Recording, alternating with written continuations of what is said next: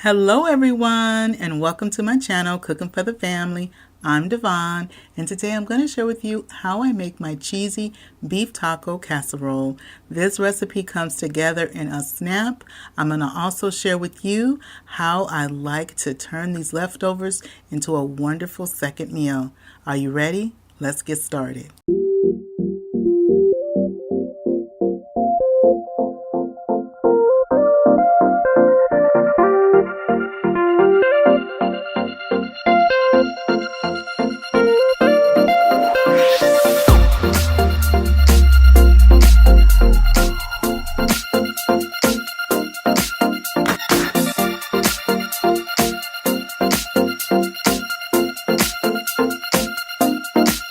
Now, if you are a beginner cook to a seasoned cook, you'll be able to recreate my recipe in your own kitchen.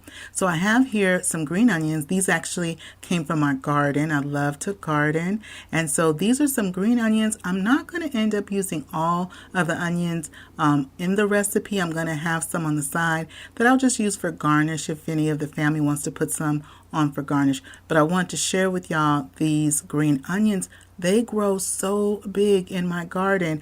I'm always like giving them away because it is just abundant. So anyway, I'm going to chop up my green onions here and then I will set those aside.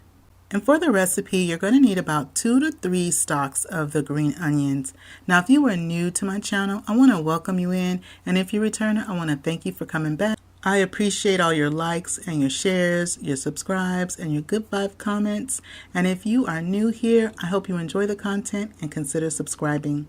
Now, once I've chopped up my onions, I have here some potatoes and I'm going to cut them. I'm going to slice them about this thick, about 1/4 of an inch thick.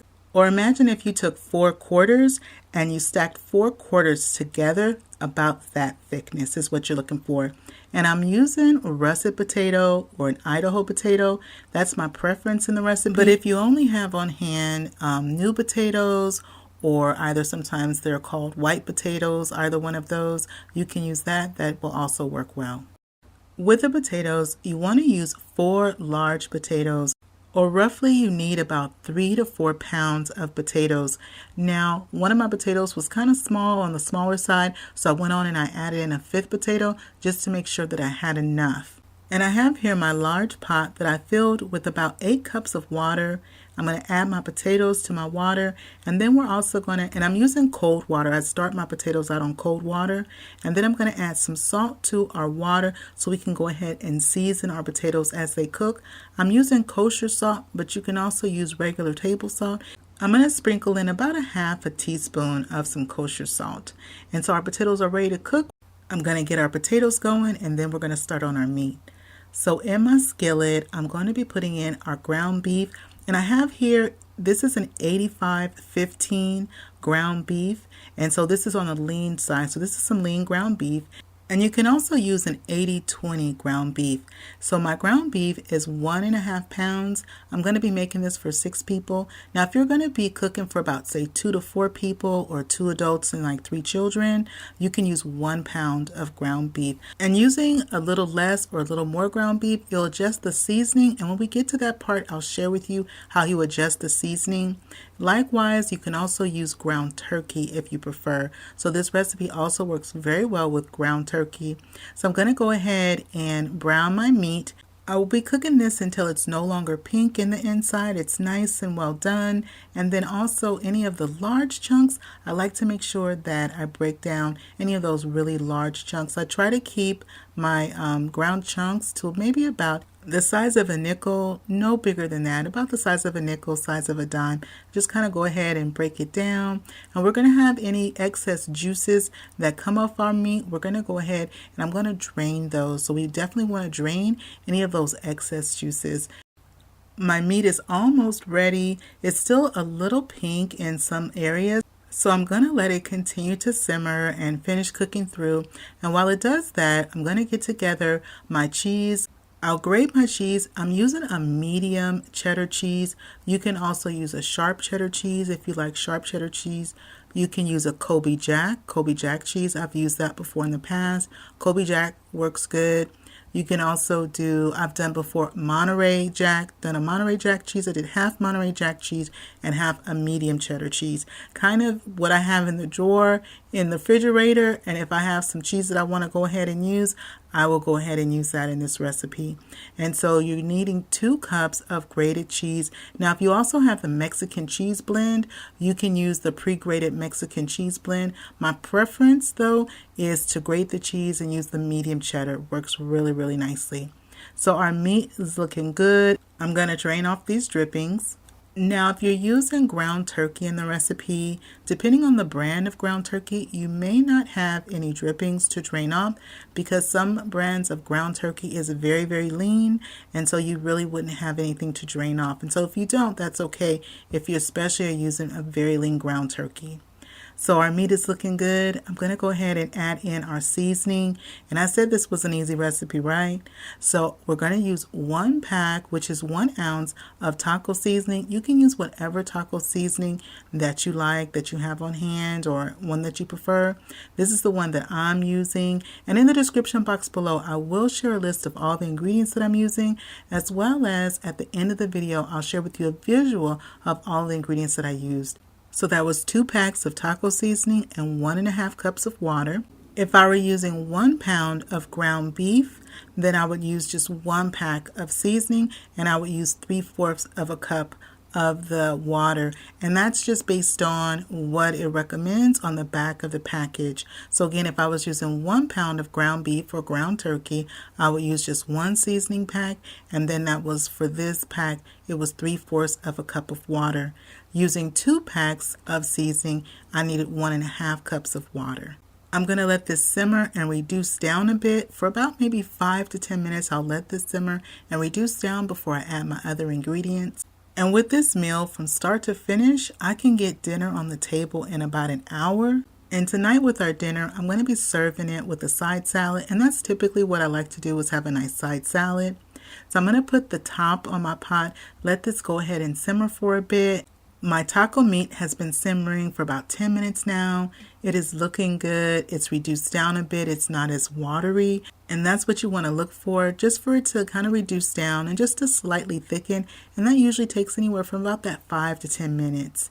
And now that it's reduced down, we're going to add in our next ingredient. And this is something that I absolutely love to add to my taco meat when I'm making my casserole. And we're going to be adding 1 can of the Ro-Tel hatch chilies. These is diced tomatoes with the chilies, so it's the tomatoes and the chilies together.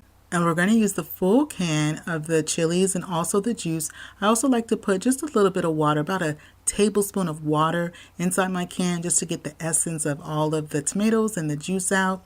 I add that to my pan and I go ahead and stir that.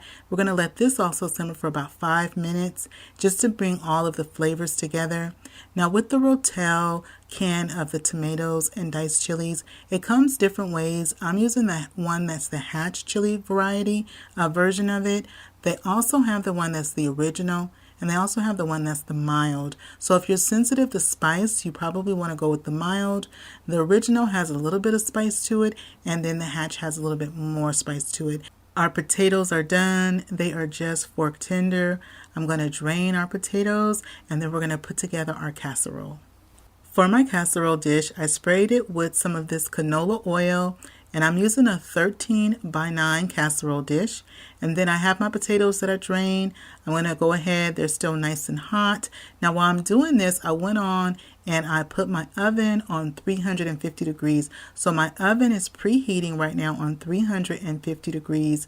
I even out my potatoes in my pan. There's 2 different ways to put together your casserole, and I'll share with you both ways that I've done on my casserole, how I've put them together. How I'm putting my casserole together today is that I went on and I put the potatoes in the pan, then I put 1 cup of the grated cheese. Now I'm going to layer in my beef taco filling, and I'm going to spread the taco filling, and I'm going to use all of it. I'm going to spread it all in the pan from end to end, and then I'm going to finish it off with that next layer of cheese, and then also we're going to put a garnish on top. Now, when I'm doing it this way in particular, I like to kind of take my spoon. I'm using a big spoon. I like to take the big spoon and kind of just tuck some of the beef taco meat in between the pieces of the potato. You see how I'm doing that? I'm just kind of like tucking, moving around, just kind of getting the meat to kind of go not just on top, but just kind of cascading down through the middle and on the sides. So this is one way that I like to do it. Another way that I also have done my casserole is that I'll do a multiple layer effect where I'll do one layer of potatoes, then one layer of my beef taco meat, one layer of grated cheese, and then I'll repeat that of the potatoes, the beef taco meat, and the cheese. And so that's another way. So you can kind of do it a couple different ways. I'll finish off my casserole with the green onions that we had cut earlier. And you can also put, in addition to the green onions, you can also put black olives. If you like black olives, you can put sliced black olives. You can put as much or as little as you want. It's your preference. But I usually just like to put some sliced green onion right on top, just like that. So I'm going to cover this with some foil. I'm going to loosely cover it with some foil. My oven is at that 350. It's been preheating. And we're going to go ahead and heat this just until everything comes together and the cheese melts. That usually takes about 20 minutes. And when my casserole is in the oven at that time is when I usually go ahead and get my salad together. So my casserole is done. It is time to take it out of the oven. It's been in for about 20 minutes or so. So let's see how it's looking. And if you'd like more casserole recipes, I'll share my casserole playlist at the end of this video, as well as I'll put a link in the description box below for your reference. So let's see how it baked up. And I was at 350 for about 20 minutes. It is nice and cheesy. Our cheese has melted. Everything is looking good. So I'm going to go ahead and service up some. I have my side salad here on my plate. I'm going to go ahead and dig in here. This is also a great casserole to make for parties and potlucks and gatherings. And my casserole baked up for 20 minutes at that 350, but ovens vary, so your casserole may need 25 to 30 minutes, just kind of depending on your oven. And I use 2 cups of cheese for my casserole, but if you want it extra cheesy, you can definitely bump that up a bit, kind of depending on your preference. In our family, we like to serve it with some sour cream on top, so I'm going to put a dollop of sour cream. I'm going to put a little bit more of the green onions and garnish that up. Well, are y'all ready for the first bite? I'm going to give this first bite to you. Going to get a little bit of everything on our fork. I got some sour cream, the tomato, the beefy taco meat, the potato, a little bit of everything, some cheese.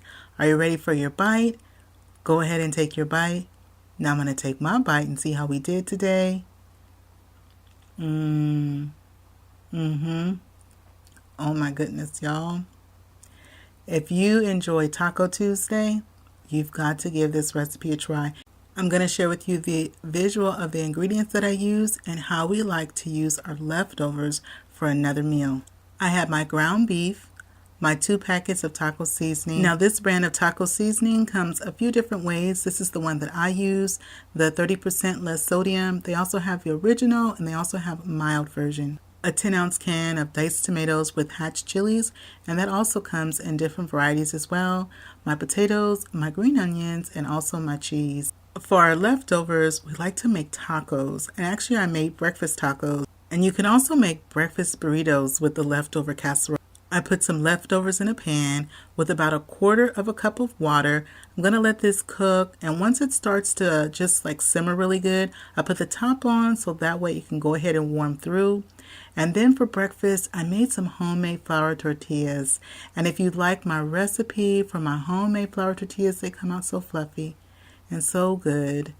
I'll put the recipe in the description box below, and I'll also put a link to my vlog, and it gives you a step-by-step as to how to make these wonderful tortillas. And so I'm going to put some of the wonderful leftover meat that we had, and I put it in our nice warm homemade flour tortillas. And you can also scramble an egg and add an egg in here. You can do an egg over medium and just have some leftovers on your plate. Well, that is it for me today. I hope you enjoyed spending time with me in my kitchen as I prepared dinner for my family.